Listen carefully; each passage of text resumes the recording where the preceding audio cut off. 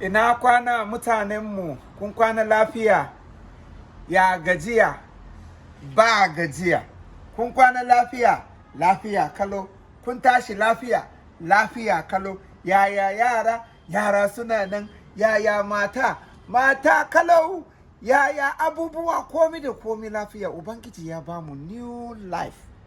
Mun taho a cikin rayuwar nan. Ai gara mu ce Allah Ubangiji mun gode. Saboda mutane da yawa sun kwana jiya ba su tashi ba yau. Amma in ka kwana in ka tashi ka ce wa Ubangiji na gode. Sannan ku ko addu'a na akan ku yau, komin da za ku saka hannunku yau Ubangiji Allah zai nuna muku wuta. Komin da kuke yi da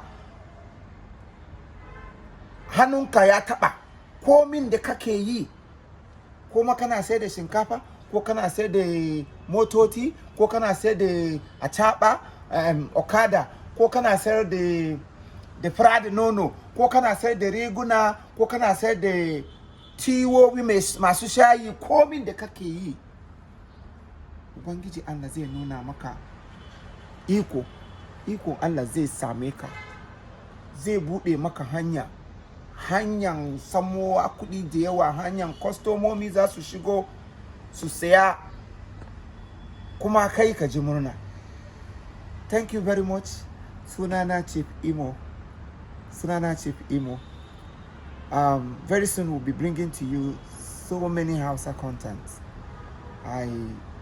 We need to be versatile, or we have been versatile, but we need to diversify. English, we need to expand the more, so that everybody will gain and be happy at the same time. Thank you. I still love you. See you in my next video.